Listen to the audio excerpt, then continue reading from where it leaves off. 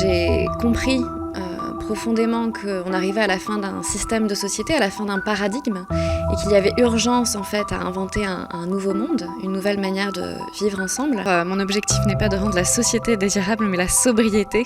Donc on sait ce qu'il faut faire, on sait comment le faire, et ce qui manque aujourd'hui, c'est vraiment de se mettre à l'action.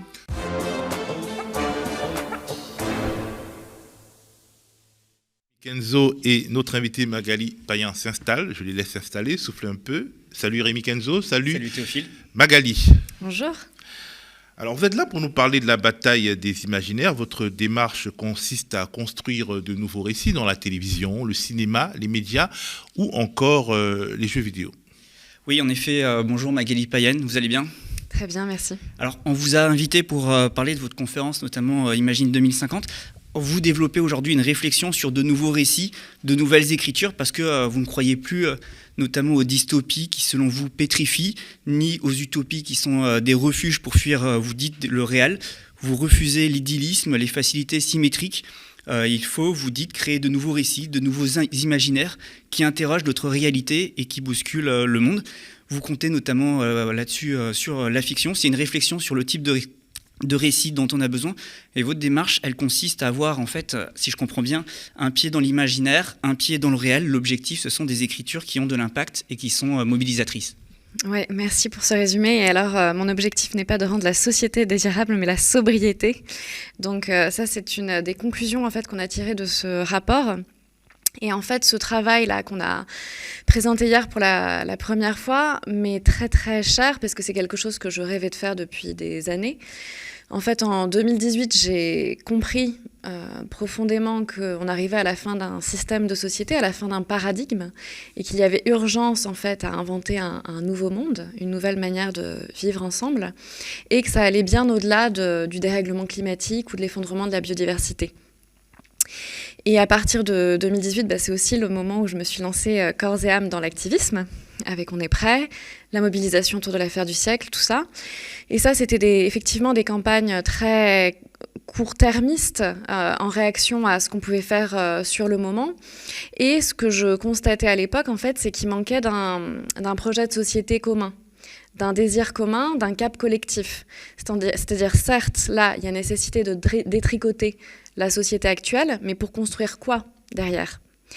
Et alors l'enjeu justement de cette conférence qu'on a présentée hier, ça a été un travail monumental qu'on a fait avec toute une équipe en fait de synthèse de 15 scénarios prospectifs issus de 10 organisations.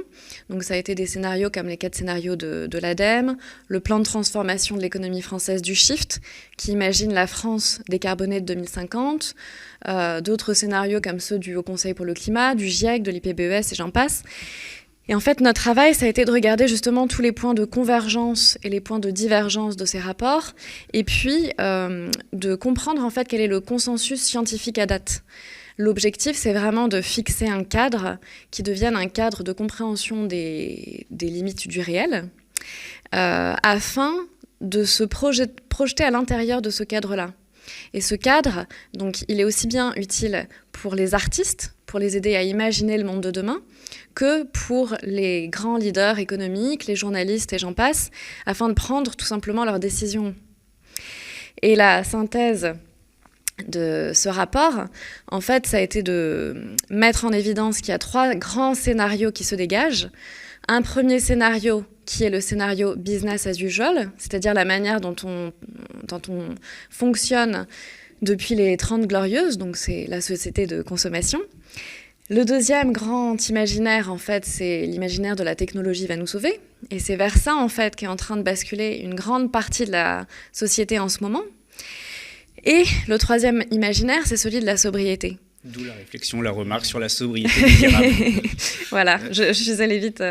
Justement, pour pousser ce scénario-là, vous collaborez avec des acteurs culturels, des producteurs, des labels, pour les pousser à raconter un monde plus juste, plus écologique et faire rencontrer ce monde avec celui des activistes et des scientifiques pour bâtir ensemble quelque chose.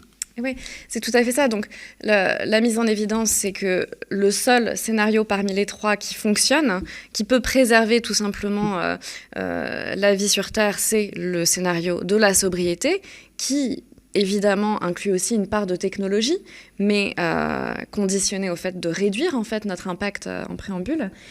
Et notre pari, effectivement, c'est de compter sur les grands leaders culturels, les médias, pour nous donner envie d'agir, nous donner ce désir d'agir. Parce qu'aujourd'hui, on sait ce qui est en train de se passer, aussi bien en termes de climat, de biodiversité, mais aussi en termes de limites planétaires globales. Donc on s'appuie beaucoup sur la théorie du donut de Kate Raworth, qui prend en compte aussi bien les 9 limites planétaires que les critères nécessaires pour vivre dignement, qu'on appelle le plancher social. Et donc, en fait, ce sont tous ces critères qui sont à prendre en compte. Et donc, on sait ce qu'il faut faire, on sait comment le faire, et ce qui manque aujourd'hui, c'est vraiment de se mettre à l'action. Pour avoir une petite idée de la manière dont vous travaillez et comment vous essayez de rendre la sobriété désirable, on peut prendre un exemple de votre action. Vous êtes intervenu dans la production de la série France 2, de France 2, la célèbre série Plus belle la vie. C'était le 22 avril pour la Journée de la Terre avec la participation de l'activiste Camille Etienne. On voit une scène avec une jeune fille qui tente de sauver un arbre centenaire et ça a donné ça, on regarde. Un arbre, il absorbe 30 kg de dioxyde de carbone par an. Et il fait de l'oxygène avec la photosynthèse. Donc en fait, sans eux, on ne pourrait pas respirer. Très clairement, très concrètement, c'est cela que vous voulez pousser. Alors ça, c'est une manière dont on peut le faire, effectivement. Donc avec Plus belle la vie, on a travaillé pendant plus d'1 an sur plusieurs intrigues. Et pour cette arche narrative-là, donc pour cette série d'épisodes qui a duré plus d'1 mois, en fait, on s'est inspiré de l'histoire vraie de Julia Butterfly Hill, qui est une Américaine qui a vécu 2 ans dans un arbre pour éviter qu'on abatte la forêt, et elle a obtenu gain de cause. Et en fait, c'est cette histoire-là qui a inspiré l'histoire pour Plus belle la vie. Et pour la petite anecdote, dans la série également, il y a l'entreprise principale de la série qui, au même moment, grâce à l'action de cet activiste, a changé d'activité pour devenir une entreprise plus éthique. Et j'ai plein de personnes, quand elles ont vu cet épisode, qui m'ont appelée et m'ont dit qu'elles avaient été en pleurs de voir ces propos-là portés par des personnages de Plus belle la vie qui touchent quand même 3-4 millions de personnes par soir. Mais justement, on parle d'imaginaire, de récit, mais pour imaginer, concevoir, il faut des projets de société, il faut pouvoir se projeter sur un changement global de notre économie notamment. Quel est ce projet de société exactement que vous prenez, sachant que pour imaginer ces récits, vous vous appuyez, vous l'avez expliqué à l'instant, notamment sur le travail donc, des experts. Vous avez cité notamment l'ADEME, l'Agence de l'environnement et de la maîtrise de l'énergie, qui a cité donc, les rapports prospectifs dont vous parliez sur le monde de demain. Mais justement, concrètement, sur le papier, de quoi il s'agit exactement? Quel est ce monde qu'ils sont en train d'essayer d'élaborer? Alors, ce qui est beau aussi, c'est qu'il n'y a pas une réponse figée. C'est-à-dire qu'à l'intérieur de ce cadre des limites du réel, il y a plusieurs imaginaires possibles et il y a une diversité, il y a une biodiversité de modèles à tester en matière de vivre ensemble, de faire gouvernance, d'expérimenter la démocratie, de cultiver la terre, de relocaliser. Donc il y a plusieurs façons de montrer le monde de demain finalement. Oui, mais toujours avec donc certaines constantes, certains fondamentaux qui sont encore, une fois je le rappelle, les limites planétaires. Et on en revient à la sobriété qu'on peut appeler de plein d'autres manières différentes. On peut l'appeler la société du bien-être. C'est Éloi Laurent, qui est un économiste qui travaille énormément sur ces sujets et qui a mis en évidence que depuis la Seconde Guerre mondiale, en fait, quand on a adopté ces critères de PIB, il y a eu pendant un temps une corrélation entre le PIB, la longévité et la santé, et qu'en fait, là, depuis plusieurs années, c'est en train de se décrocher complètement en termes de longévité et de temps de vie passé en bonne santé. Et aujourd'hui, il y a nécessité véritablement à réinventer quels sont les véritables indicateurs économiques qui nous permettent de continuer. Mais justement, vous parliez de sobriété, mais parce que dans tout ça, enfin, justement, vous avez une réflexion qui est quand même assez poussée sur ces récits, mais vous vous positionnez, je le disais en introduction, en dehors de la dystopie, de l'utopie pour écrire ces récits. Vous critiquez concrètement l'effet démobilisateur que vous jugez angoissant dans ces récits. Est-ce que ça signifie, par exemple, pour prendre un exemple concret et récent, qu'un film comme Don't Look Up, qui a fait énormément de bruit, qui a même provoqué des marches en début d'année, un film comme Don't Look Up ne correspond pas finalement à ce que vous prenez, ou ce type de récit, c'est aussi ce type de récit que vous voulez voir émerger? Alors, Don't Look Up, il a été nécessaire, parce qu'il a permis de montrer aux acteurs du cinéma et des plateformes que parler de ce qui est en train de se passer, en fait, pouvait être très mobilisateur en termes d'audience. Donc là, je parle dans leurs règles du jeu. Oui, parce que c'est la réalité, en fait, c'est les faits qui sont anxiogènes. Ben voilà, en fait, la réalité est presque pire que le film. C'est-à-dire que ce qu'on voit dans ce film de scientifiques qui se font moquer, c'est ce qu'on voit régulièrement dans les médias. Alors, pas chez vous, heureusement, mais en fait, il y a aussi ce rôle des médias qui est primordial. Et récemment, il y a la charte qui est sortie pour un journalisme à la hauteur de l'urgence écologique. Dont on est signataire. Voilà, qui parle de l'enjeu de la formation continue. Et cet enjeu de la formation continue, en fait, il est central pour les médias comme les leaders culturels, parce qu'il y a un constat aussi aujourd'hui que 85% des Français sont inquiets de ce qui est en train de se passer en termes de dérèglement climatique et considèrent que les médias ne traitent pas le sujet à la hauteur de la gravité et de la complexité. Et que si les médias, justement, traitaient beaucoup plus sérieusement ce sujet-là, eh bien, il y aurait beaucoup plus de passage à l'action en termes de aussi bien transformation des modes de vie, mais également de transformation politique et industrielle. Alors, vous parlez effectivement du rôle des médias, comme le nôtre, des médias d'information.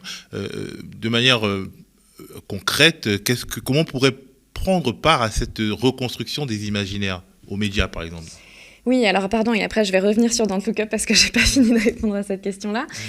Mais alors, comment vous pouvez prendre part à cette construction des nouveaux imaginaires ? Alors, il y a deux façons, c'est-à-dire que les médias d'actualité, de facto, traitent surtout de l'actualité, mais il y a un énorme travail à faire de formation de l'ensemble des journalistes, parce que c'est aussi ce qu'on constate, il y a beaucoup d'éditorialistes qui ne sont pas conscients de ce qui est en train de se passer. Il y a une culture scientifique qui est très faible dans les rédactions. Voilà, et c'est exactement ça. Et donc, il y a un enjeu à comprendre ce qui se passe en termes de catastrophes à divers niveaux, de comprendre que si on ne règle pas, si on règle uniquement le sujet du climat, en fait, on ne règle pas les autres sujets, ceux de la biodiversité, de la raréfaction des matériaux, de la justice sociale. Donc, il y a vraiment une pensée complexe à mettre en place à ce niveau-là et une formation qui peut se faire de différentes manières. Il y a les fresques du climat, de la biodiversité. Nous, on est accompagnés par des personnes ultra talentueuses comme Arthur Keller, Cyril Dion et compagnie. Donc, la formation continue, ça, c'est quelque chose qui se fait dans les coulisses. Et après, sur les plateaux, il y a aussi un enjeu à ne plus inviter de climato-rassuristes, comme on voit apparaître cette nouvelle population. Vous voulez qu'on aille jusque-là ? C'est une nouvelle forme de climato-scepticisme. Absolument. Justement, parce que vous le dites, donc le monde de l'art, de la littérature, du cinéma, de la création a un rôle à jouer dans ce moment politique, mais est-ce que l'art n'est pas justement une bulle dans ce monde qui est très anxiogène, dans cette réalité qui est de toute façon angoissante? On le disait à l'instant, c'est les faits en fait qui sont angoissants.